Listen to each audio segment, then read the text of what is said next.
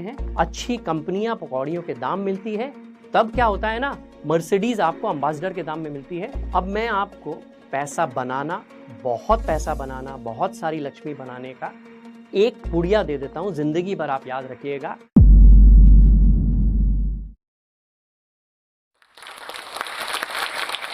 हमारा जो देश है ना, मैं जिस देश में पैदा हुआ था ना, उस देश में मेरे पिताजी को करीब 6 से 7 साल लगे थे पूंजी बचा के, कमाई को बचा के एक छोटा सा स्कूटर खरीदने के लिए। वो जो देश था वो अभाव का देश था, पेसिमिज्म का देश था, बहुत अलग देश था। आज का जो भारत है बहुत अलग है। मेरे भांजे की जब नौकरी लगी ना, पहले दिन उसने जाके बैंक से लोन लेके एनफील्ड बुलेट खरीदी। ये जो देश है और मैं जिस देश में पैदा हुआ था, इसमें दो फर्क है। पहला फर्क है कि द इंडिया आज का स्केर्सिटी वाला इंडिया नहीं है, कमी वाला इंडिया नहीं है, भरमार वाला इंडिया है। दूसरा जो आज का अपना इंडिया है वो ऑप्टिमिज्म वाला इंडिया है और अबंडेंस वाला इंडिया है। कोई भी देश जब बहुत ऑप्टिमिस्टिक हो जाता है कि मेरा कल मेरे आज से बेहतर होने वाला है और चीजें आराम से मिलती हैं, कि एक स्कूटर के लिए आपको 6 साल वेट नहीं करना पड़ता है, वो देश बहुत उन्नति करता है। और जो भी देश उन्नति करता है ना, उसका शेयर बाजार कमाल करता है। पापा ने कहा था कि अगर लक्ष्मी जी तक पहुंचना है तो सरस्वती जी के थ्रू ही जाना पड़ेगा। तो इसलिए मैंने बहुत मेहनत करी, बहुत पढ़ाई करी, IIT वाराणसी BHU से इंजीनियरिंग करी। वहाँ की एक और उपलब्धि ये थी कि हमारी धर्मपत्नी हमें वहाँ मिली, वो हमारी बैचमेट थी। उन्होंने PhD करी, वो पढ़ाती हैं सिंगापुर में। मेरी 2 बेटियाँ हैं और बहुत अच्छा सा परिवार है हमारा। और फिर आया, मैं अहमदाबाद से MBA किया। और चूंकि इतनी मेहनत करी, इतनी पढ़ाई करी थी, बड़ी बड़ी कंपनियों में नौकरी लगी, तो उसी सिलसिले में मैं एक फंड मैनेजर बन गया।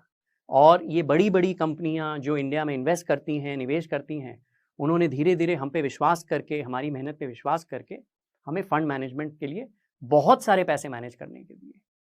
तो हम इंडिया में ऑलमोस्ट 5,000 करोड़ से ज़्यादा इन्वेस्ट करते थे। पूरी दुनिया इंडिया में इतनी तेज़ी देख रही है, क्यों? उसकी एक कहानी तो वो स्कूटर वाली थी, एक कहानी वो अबंडेंस और ऑप्टिमिज्म वाली थी। इंडिया के बारे में बात करते हैं कि अगर आपको शेयर बाजार में निवेश करना है तो आपको किन चीज़ों का ध्यान रखना चाहिए, और इसमें मैं आपको कुछ कहानियां सुनाऊंगा कि क्या आपको करना चाहिए और क्या आपको नहीं करना चाहिए। कुछ भी आप जिंदगी में करते हैं ना, 4 चीजें हो सकती हैं। पहला, आप बहुत सारा मुनाफा बना सकते हैं, बिग प्रॉफिट, बड़ा नफा। दूसरा, छोटा मुनाफा। तीसरा, छोटा घाटा, थोड़ा सा लॉस। और चौथा जो होता है, बड़ा लॉस, बड़ा घाटा। बड़ा मुनाफा, छोटा घाटा, बड़ा घाटा। अगले 20, 30, 40 साल जो आप निवेश करने वाले हैं, अगर आप इस बड़े घाटे को अवॉइड करेंगे ना, कि कुछ भी करूं जिंदगी में, ऐसी गलती ना करूं कि इतनी बड़ा नुकसान हो जाए, इतनी बड़ी मेरी पूंजी टूट जाए कि मैं हताश हो जाऊं, मैं कल वापस ना आ पाऊं, वो चीज अगर आप अवॉइड करेंगे, कि मैं ज्यादा लालच ना करूं, ज्यादा किसी से ईर्ष्या ना करूं कि उससे आगे निकलना चाहूं, तो आप बहुत अच्छा करेंगे। और इसकी एक मैं आपको कहानी सुनाता हूं जो कुछ दिन पहले ही मेरे साथ हुई।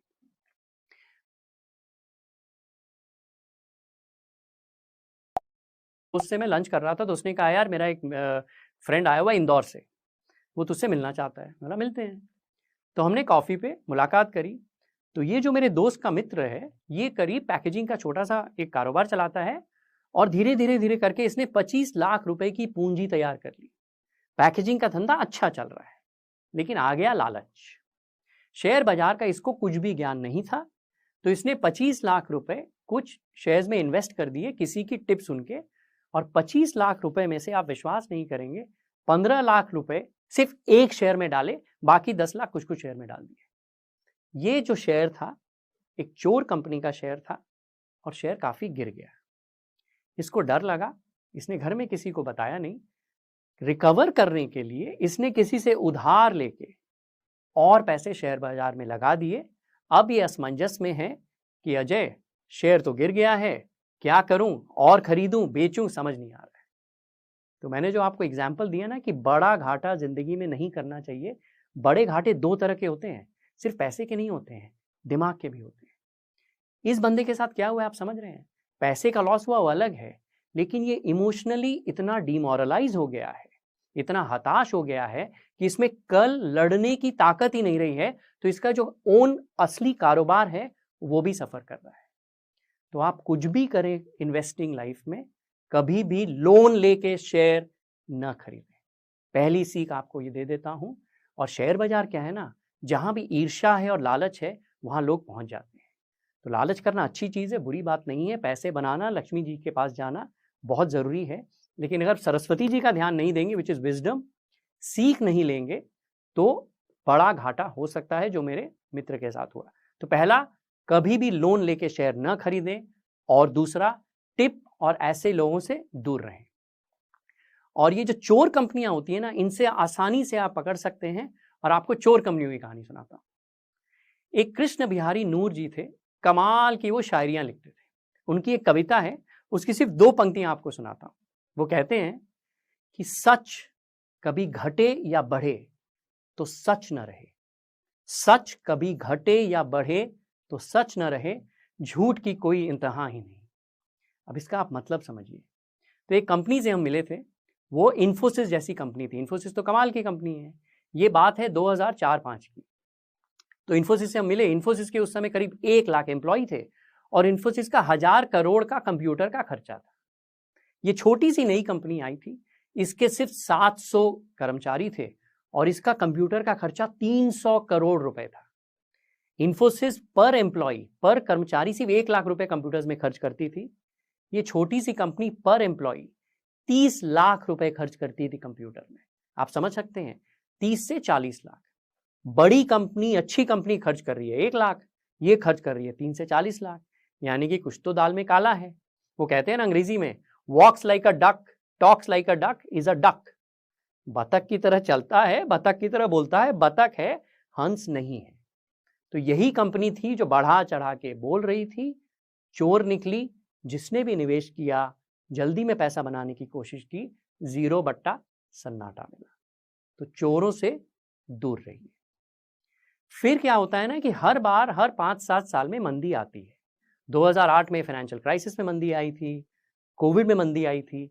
तो मंदियों से काइंडली न डरें, मंदी आपकी दोस्त है। और यहां मैं आपको एक कबूतरों की कहानी सुनाता हूं, जो मेरी फेवरेट है। बचपन में हम जब नानी के यहाँ घर जाते थे ना राजस्थान में, और कलकत्ते में भी नानी के हमारी उनके छत पे, तो नानी जी हमेशा दाने डालती थी और हम देखते थे कि कबूतर जो आते हैं ना, एक एक करके आते हैं। पहले एक जाता है, रिस्क लेता है, यार वहां दाने मिल रहे हैं, मैं पहुंच जाता हूँ। दूसरा जाता है, तीसरा जाता है। तो लालच जो आ रहा था ना कबूतरों को, लालच धीरे धीरे आता है, एक दूसरे को देख के आता है। लेकिन जहां एक बिल्ली आई, सारे कबूतर एक साथ उड़ जाते हैं। शेयर बाजार इसका बेस्ट एग्जाम्पल है। लालच हम सब लोगों को धीरे धीरे आता है। उसने पैसे बनाए, वो कुछ कह रहा है, मैं भी पहुंच जाता हूं। लेकिन जहां मंदी आती है ना, सारे हम जैसे कबूतर एक साथ उड़ जाते हैं। इसलिए आप हमेशा शेयर प्राइस देखिएगा, चढ़ती सीढ़ी की तरह है। धीरे धीरे धीरे शेयर ऊपर जाता है, गिरता एकदम लिफ्ट की तरह कि लिफ्ट से उतर गए। ये ह्यूमन नेचर है, ऐसा ही होता है।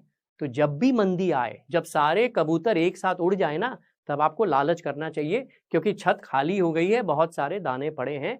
तो मंदी से कभी न डरे। इसमें मैंने खुद ही 2-3 पंक्तियां लिख डाली थी मजाक में। परिवार में हम बैठे थे, ऐसी शायरी वायरी की मजाक कर रहे थे, तो मैंने कहा कि एक एक करके आए कबूतर, एक एक करके आए कबूतर, लालच और ईर्ष्या से भरमाए कबूतर, लालच और ईर्ष्या से भरमाए कबूतर, मंदी में जब आया मंडी में डर, या मंडी में जब आया मंदी का डर, एक साथ साड़े उड़ जाए कबूतर। तो ये ह्यूमन साइकोलॉजी है। इसको आप अगर समझ लें कि मंदी में सारे कबूतर एक साथ उड़ रहे हैं, मैं अगर साइड में गरुड़ की तरह बैठा रहूं, वेट करूं, सब जब उड़ जाएंगे मुझे दाने पूरे मिलेंगे, सस्ते में मिलेंगे, अच्छी कंपनियां पकौड़ियों के दाम मिलती है। तब क्या होता है ना, मर्सिडीज आपको अम्बासडर के दाम में मिलती है, तो आपको खुश होकर शेयर खरीदने चाहिए। मंदी से कभी न डरे, मंदी आपकी दोस्त है। क्योंकि शेयर बाजार में बहुत तरह के शेयर हैं, आईटी सर्विसेज हैं, कंज्यूमर कंपनीज हैं, दूध की कंपनी है, कोलगेट है, हिंदुस्तान लीवर है, इन्फोसिस है, वगैरह वगैरह। तो अभी कुछ दिन पहले मैं एक सेशन कर रहा था, तो कुछ लोगों ने सवाल पूछा कुछ शेयर के बारे में। उन शेयर के बारे में मुझे कुछ पता ही नहीं था। मैं कुछ ऐसा तो सर्वगुण ज्ञानी तो हूं नहीं कि भगवान ने एकदम तथास्तु करके भेजा कि जाओ अजय बेटा तुमको सब आता है। मेरे को आधी चीजें आती नहीं है, जो आती हैं वही मैं ठीक से कर लूं, गलतियां कम करूं, कबूतर ना बनूं तो शायद बेहतर हो जाऊं। तो इन्होंने मुझे 2-3 शेयर के बारे में पूछा, मैंने कहा भैया मेरे को नहीं मालूम है इन शेयर के बारे में। तो बोला सर फिर एनालाइज कैसे करें? तो मैंने इनको एक और कहानी सुनाई। कहानी बहुत सिंपल है। मैंने कहा देखो भैया ऐसा है, इमेजिन करो मेरे सामने 3-4 गलियां हैं और मैं किसी भी गली में जा सकता हूं और हर गली के एंड में बहुत सारा पैसा पड़ा है। पहली गली है जहां मुझे एकदम सूरज, चांद, सितारे, एकदम सुंदर पेड़ पहाड़ दिख रहे हैं। दूसरी गली है, वहां पे नदियां, प्यारे प्यारे पक्षी उड़ रहे हैं। तीसरी गली है, पूरा अंधेरा है, एक बल्ब भी नहीं जल रहा है। और चौथी गली तो इतनी डरावनी है, पता नहीं सांप है, चूहा है, पता नहीं। तो मैंने कहा मैं जब शेयर बाजार में इन्वेस्ट करता हूं ना, मैं सिर्फ पहली 2 गली में जाता हूं जो मुझे समझ में आती है, जो मुझे दिख रहा है, जहां मेरी जान खतरे में नहीं होगी और जो कंपनियां प्रॉफिट बनाती हैं, जो अच्छी कंपनियां हैं जिनको मैंने 8-10 साल से देखा हुआ है। ये जितनी नई कंपनियां आती हैं, ये जो 2-3 नाम आप लोगों ने मुझे बताए, ये मुझे पता ही नहीं है। तो ये तो वो अंधकार में गली है, सांप है, चूहा है, मालूम नहीं, काट लेगा, मेरा क्या होगा नहीं मालूम। हो सकता है करोड़ रुपए बन जाए पर जिंदगी चली जाएगी, जिंदा ही नहीं रहूंगा तो क्या करूंगा, क्या खाऊंगा, राइट?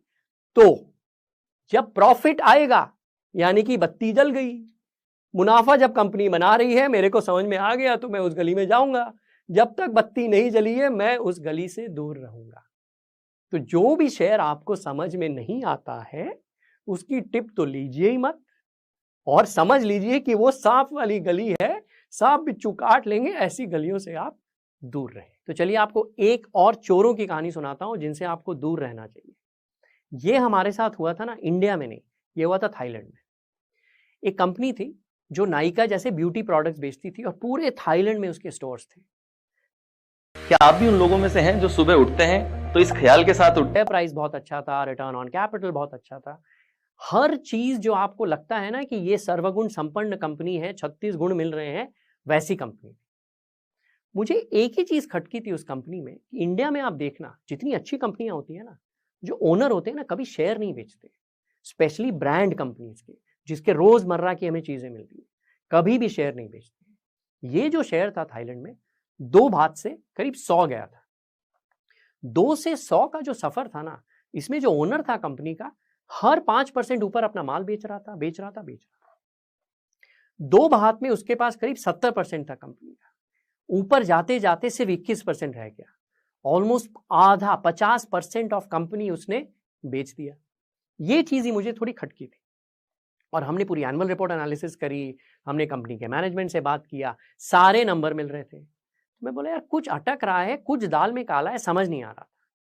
तो हमने क्या किया, मैनेजमेंट से पूछा कि आप हमें बताइए कि आपके इतने सारे जो स्टोर्स हैं, 2-3 आपके जो अच्छे स्टोर हैं, हम मिल के आते हैं, वहाँ स्टोर मैनेजर से बात करेंगे, कुछ प्रोडक्ट आपके देखेंगे, कौन सी क्रीम बिक रही है, क्या बिक रही है। उन्होंने कहा ठीक है, होटल हीरावन के पास एक स्टोर है, मेट्रो के पास एक स्टोर है और वो बस स्टैंड फलाना जगह एक स्टोर है।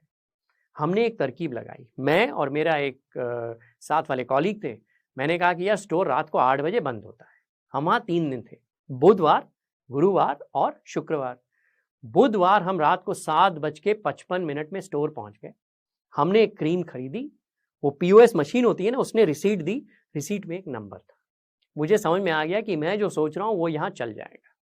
अगले दिन 7:55 में हम वापस पहुंचे, फिर एक क्रीम खरीदी, वही पॉस मशीन है, रिसीट नंबर है, टोटल नंबरिंग है। तो अगर बुधवार की मेरी रिसीट 50वें नंबर थी और अगर बृहस्पतिवार की मेरी रिसीट 70 नंबर थी, यानी पूरे 24 घंटे में सिर्फ 20 लोग आए हैं सामान खरीदने।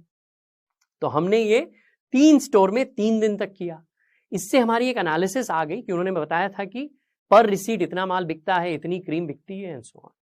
जब हमने इन 3 स्टोर की 3 दिन की एनालिसिस करी, हमारा जो नंबर आया और जो कंपनी का रिपोर्टेड रेवेन्यू था, जो सेल्स थी, हमारा नंबर 20% था। कंपनी 5 गुना ज्यादा नंबर बता रही थी और बेवकूफ बना रही थी। वही बात है, सच घटे या बढ़े तो सच न रहे। इन्होंने तो पता नहीं नमक में पानी मिलाया कि पानी में नमक, जो कहते हैं ना आटे में नमक या नमक में आटा, वही हाल था। हम बच गए इस कंपनी से इन्वेस्ट करने में। सो कई बार है ना, ज्यादा गणित नहीं यूज करके अगर हम सिर्फ कॉमन सेंस यूज करें, शेयर बाजार में बहुत ज्यादा काम आता है। और कॉमन सेंस मैं आपको कहता हूं ज्यादा काम आता है, ज्यादा गणित और ज़्यादा एनालिसिस से हम उस शेयर से बच गए और वो शेयर वहाँ से 99% डाउन है। कंपनी ने दिवालिया ऑलमोस्ट घोषित कर दिया है। जो भी इन्वेस्टर्स है उन्होंने बहुत लॉस किया है। इसलिए अगर आप इन्वेस्ट कर रहे हैं ना, काइंडली कॉमन सेंस यूज़ करें।